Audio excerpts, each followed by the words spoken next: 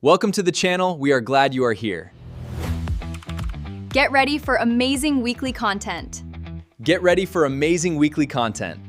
Over the course of his boxing career, Mike Tyson accumulated over $300 million.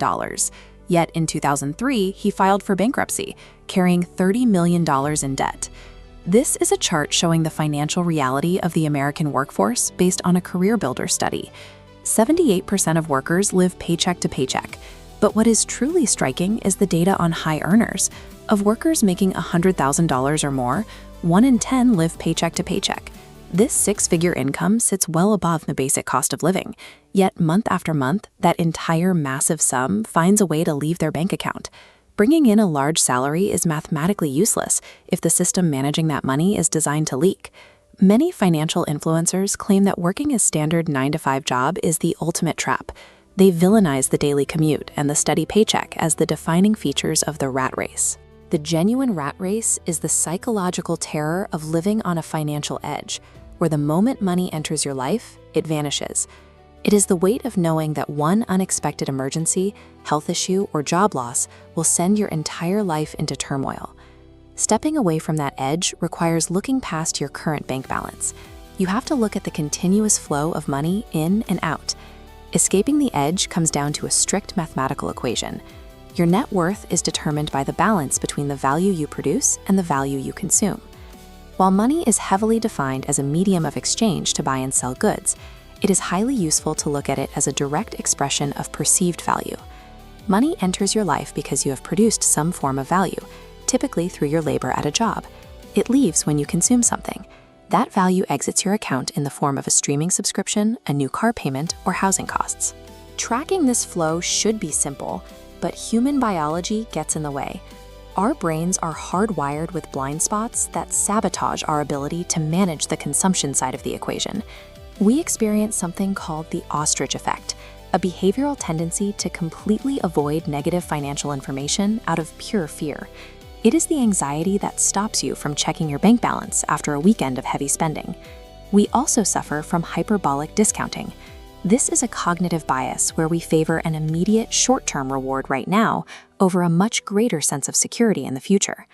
Driven by these blind spots, consumption stops being a rational variable you control and turns into a continuous, self-defeating trap. Social pressure makes these blind spots worse. The desire to keep up with the people around us weaponizes our consumption, tying the things we buy directly to our sense of self-worth.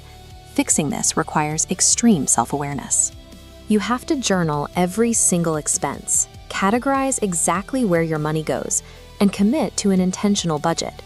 By forcing yourself to live below your means, you generate enough surplus to build an emergency fund. Holding 3 to 6 months of living expenses creates a physical buffer between you and the financial edge. Stabilizing your spending is an absolute prerequisite. As wealthy celebrities who file for bankruptcy demonstrate, producing millions of dollars means nothing if your consumption is structurally broken. But working on your consumption is only half the equation. Extreme frugality has a mathematical floor. There is a strict limit to how many expenses you can cut. Many personal finance figures preach extreme frugality as the ultimate path to wealth. Yet someone like Dave Ramsey didn't build an estimated $55 million net worth by simply clipping coupons. He built a media engine that delivers a specific solution to millions of people simultaneously. While his advice focuses on the consumption side of the equation for others, his own wealth comes from identifying a massive market problem, financial debt, and selling a solution at scale. Reaching significant wealth requires moving from selling your time to building a vehicle that delivers value to thousands or millions of people at once. This equation shows the true path to building wealth. You don't reach it by shrinking your consumption down to zero. You reach it by multiplying the scale of your production. Scaling your value isn't restricted to building a traditional brick-and-mortar business. The internet provides vehicles to distribute software, media, or commerce at a massive scale.